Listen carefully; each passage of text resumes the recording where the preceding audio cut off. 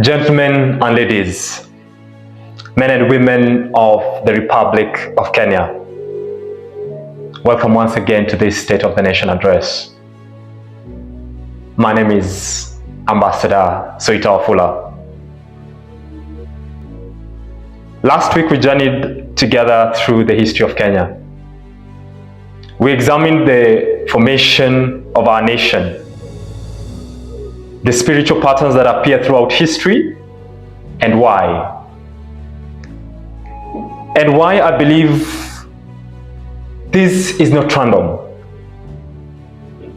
According to these recurring principles, it's good to conclude, and we did conclude on one question. If Kenya truly has a destiny, what does that destiny actually look like?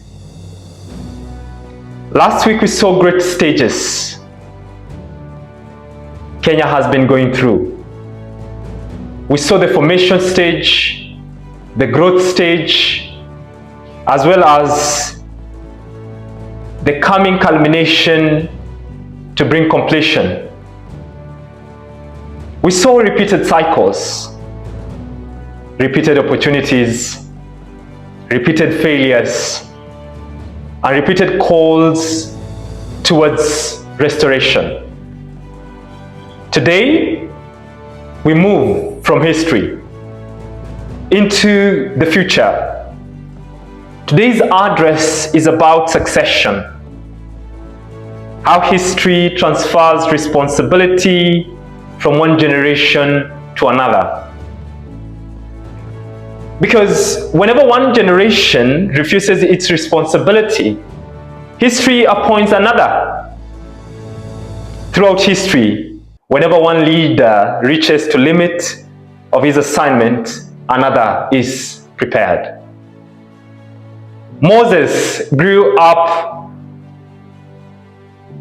and gave his mandate to Joshua.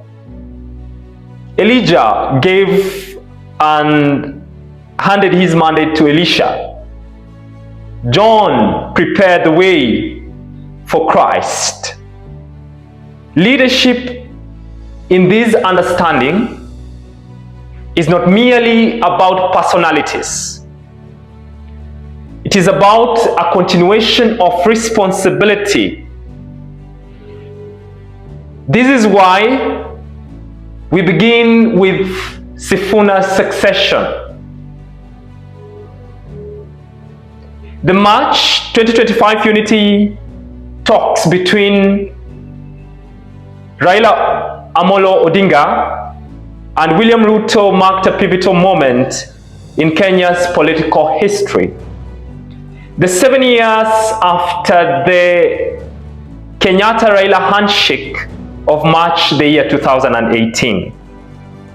After this event, Raila had to be replaced as the bearer of the responsibility to take Kenya to its divinely ordained destiny. The responsibility passed to another who had been prepared is one Mr. Edwin Sifuna. In this succession matrix, we see a similar pattern to Joshua, inheriting from Musa. We have the vertical inheritance of the mission that is passed horizontally across time. While Raila united with his former adversary, Sifuna remained loyal to the original course,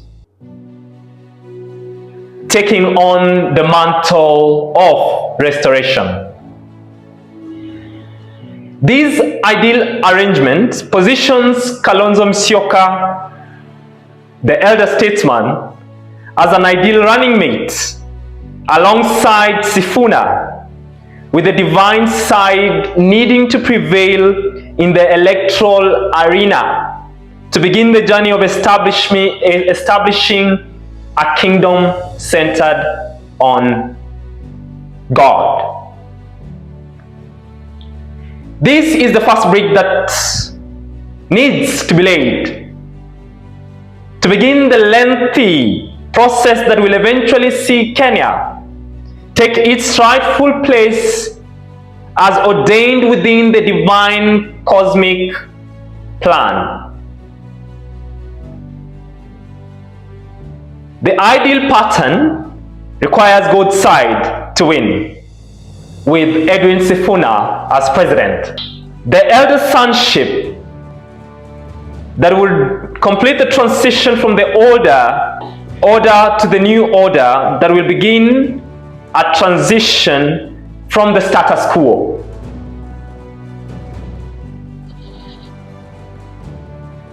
The year 2030 to the year 2100 is the culmination, the liberation and the messianic era.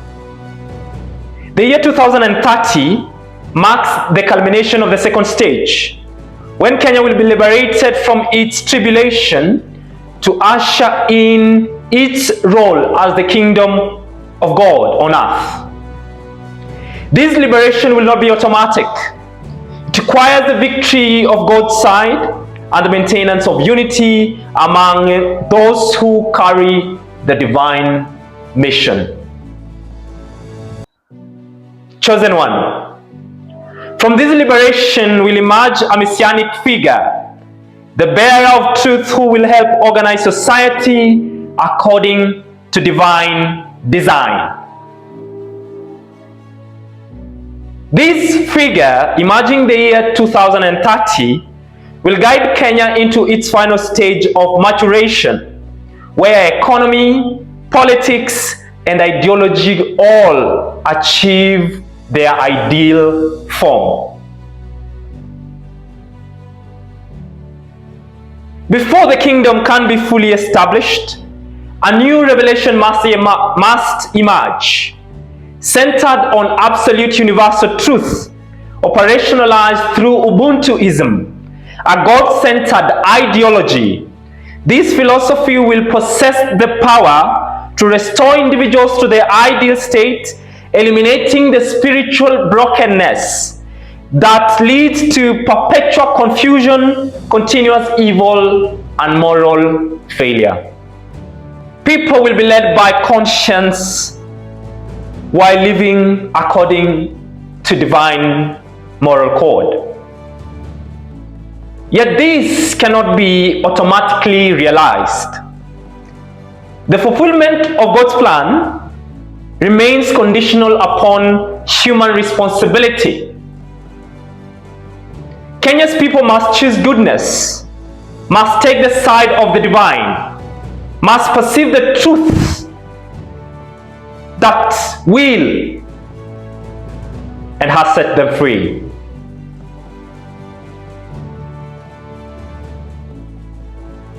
This is not a matter of fatalistic determinism, but of genuine choice. The human portion of responsibility that determines whether the divine will ultimately prevails lies upon our hands. What we do in life echoes in eternity.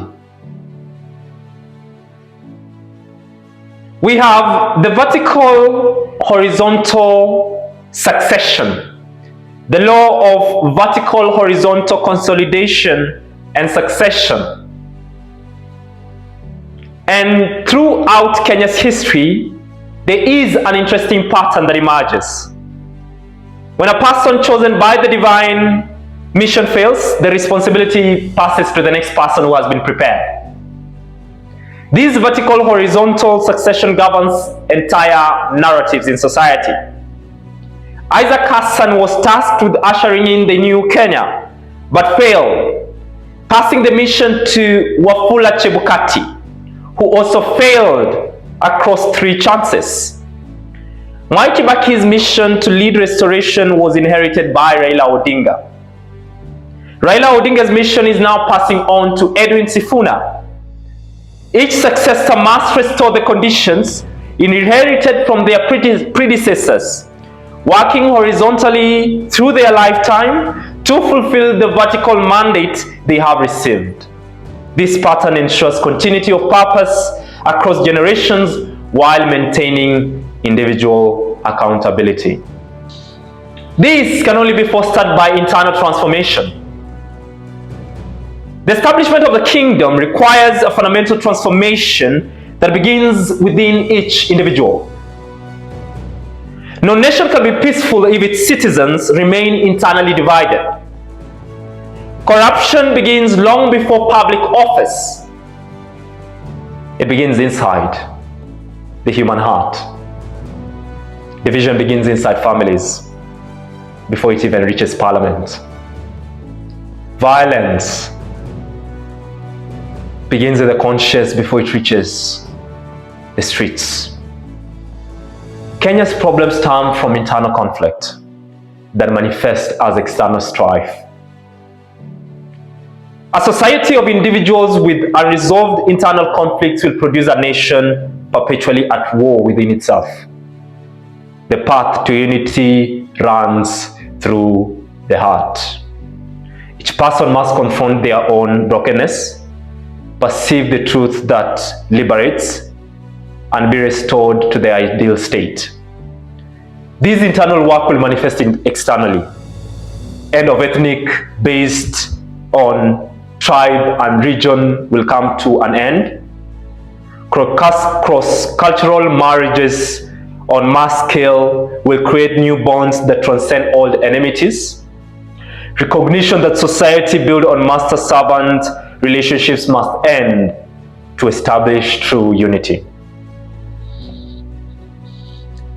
The structure of the United Kingdom of Kenya. Every healthy body has organs, each serving a different function, yet working together in tandem towards achieving the one core objective: harmony, truth, balance, justice, and right action. No organ competes with another. Each exists because it benefits the whole. A nation should function the same way. The divine plan includes a specific structural reorganization, 12 union economic regions, echoing the leadership and restoration order, 1,440 wards across the republic. The kingdom will be patterned after the structure of the human being, with the following functional responsibilities given to each part. The brain, which is God, the ultimate of authority. Spine, Christ-like leadership. Peripheral nervous system, God-centered citizens.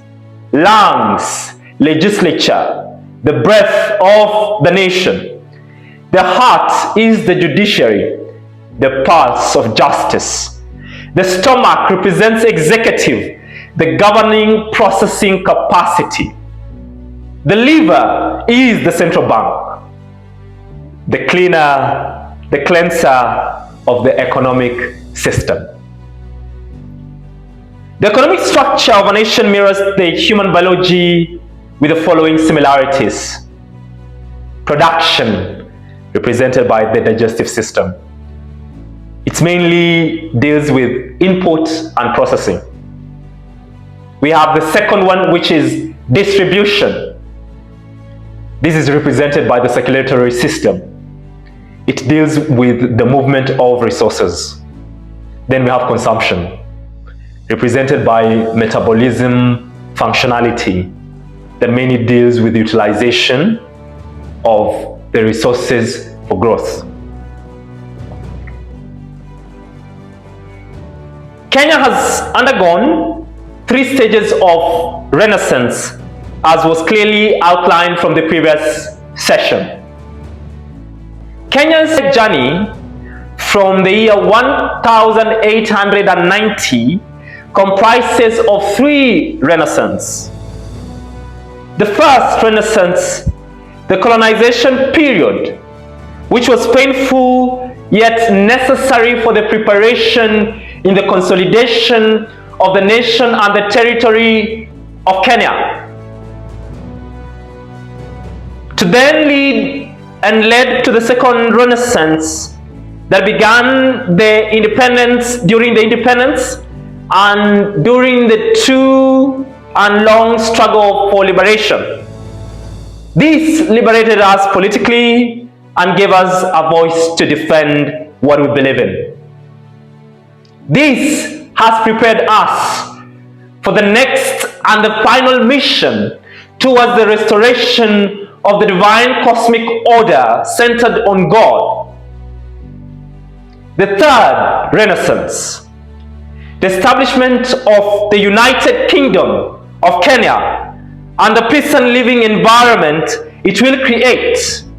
These must liberate us spiritually, economically, and morally to ensure Kenya becomes an ideal kingdom.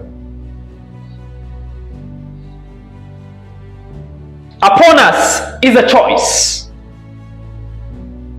For the choice before the nation is that what determines whether one stands on God's side or the opposing side. What determines? The answer is remarkably simple, yet profoundly challenging. Those opposing evil are on God's side.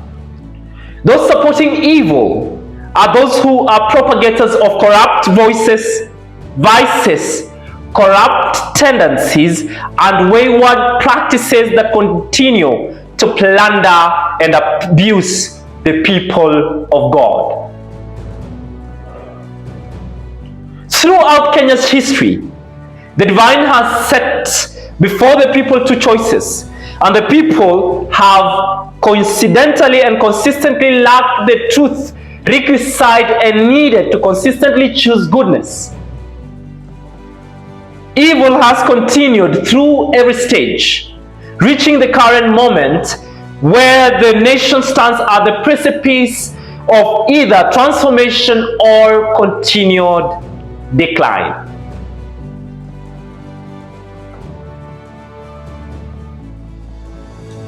Kenya's destiny is to become the center of a new civilization in Africa, not through military power or economic wealth, but through the restoration of divine truth in human hearts. The kingdom of heaven on earth will not descend from above. It will not be established, and it will only be established by ideal men and ideal women who have been transformed by truth they have perceived within themselves, and they sustain our creation on the foundations of love. The spiral of history continues to turn. The numbers align. The choices await. What remains is for Kenya's people to recognize their divine calling, to perceive the truth that sets them free, and to choose, and finally and irrevocably, the side of goodness. Only then will the kingdom of heaven, long awaited, finally take root on this land and territory. The voice of truth to the people of Kenya, a word for this generation and those to come. This is what happens that we, the people, must understand. We have been chosen, but we did not choose ourselves. Before we speak of the future, we must speak of the foundation. Before we speak of restoration, we must speak of the one who called us to the nation into being. Before we speak of the kingdom, we must speak of the king who set Kenya apart for a purpose older than time itself. Kenya, you must understand, you are not chosen because you are good. You are not selected because you are righteous. You are not set apart because your fathers were wise or your mothers virtuous. You are chosen in the sovereign will of the Most High, who shapes nations as a potter, shapes clay, who sets boundaries for every people, who determines the time of the arising and the seasons that be. A nation's significance is never determined by its population, its military, or its economic strength. It is determined by the purpose it chooses to fulfill and the principles it refuses to abandon. History consistently remembers those societies that remain faithful to truth, even when they stood alone. We were chosen not because of our size, not because of our strength, not because of our importance in the eyes of the world. We were chosen because of love, love that predates our existence, love that transcends our understanding, love that has carried us for 135 years old. Up to the year 2030, Kenya's consolidation will be at 140 years of colonization, oppression, betrayal, and broken promises.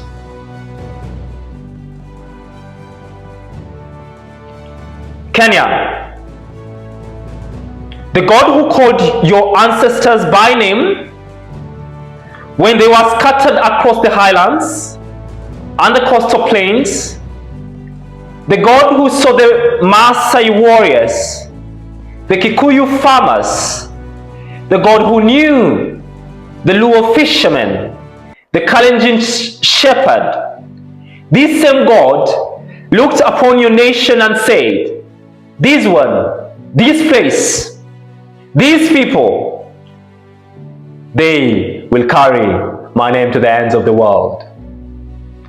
But here is the mystery that confounds many and comforts few. Being chosen does not mean protected from suffering. Being chosen does not mean being spared from the furnace of affliction. Being chosen does not mean that you will not taste the bitter waters of exile and the broken bread of humiliation. History consistently reminds that the greatness that we bear is rarely born from comfort. The individuals and nations that have transformed the world were seldom the strongest, the wealthiest, or the numerous. More often they emerged from diversity, carrying a sense of purpose greater than themselves. Nelson Mandela endured 27 years of imprisonment before helping reshape South Africa. Wangari Maathai faced opposition and imprisonment before inspiring a global environment movement. Their suffering did not diminish their purpose, it refined it. Kenya's own journey should be understood through the same lens. Our challenges have been used to prepare us to usher in the ideal society of God.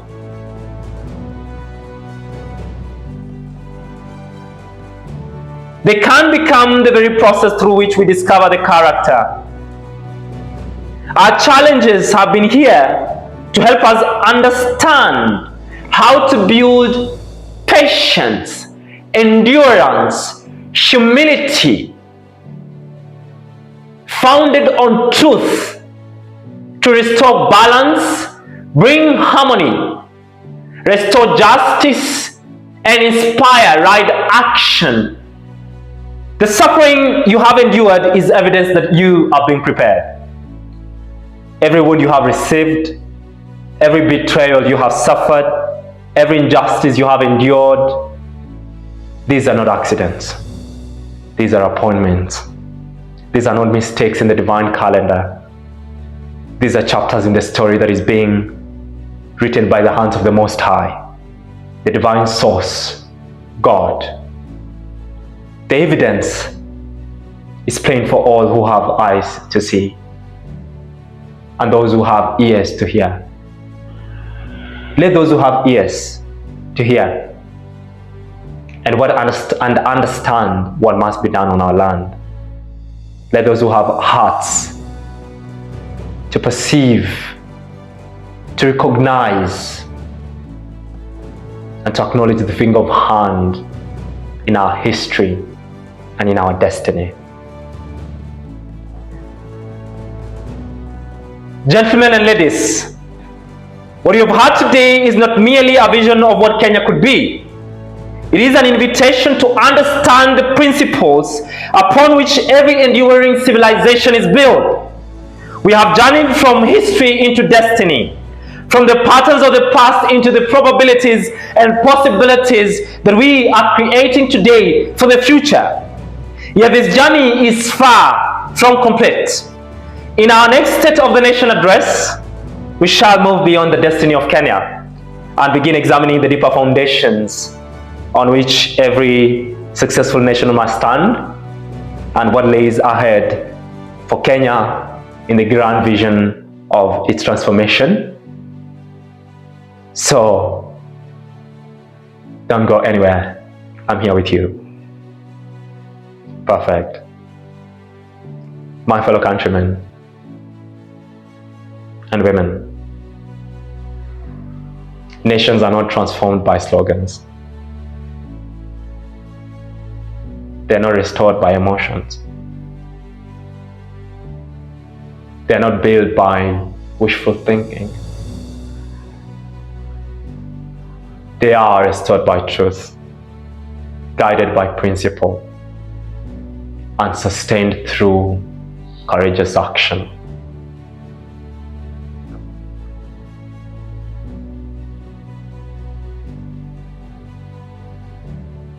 The restoration of Kenya is not the responsibility of one leader, nor one generation. It is the responsibility of every citizen who chooses truth over convenience, justice over corruption, service over self-interest, and principle over popularity. The future of our nation will not be inherited, it will be built. One conscience, one family, one community, one leader, one generation at a time. Until we meet again, may the Almighty grant you wisdom to discern truth. May He give you the courage to defend what is right. May He strengthen your resolve to become a faithful builder of the nation. And may Kenya rise to become everything she was created to be. See you kwa side. Perfect. Thank you.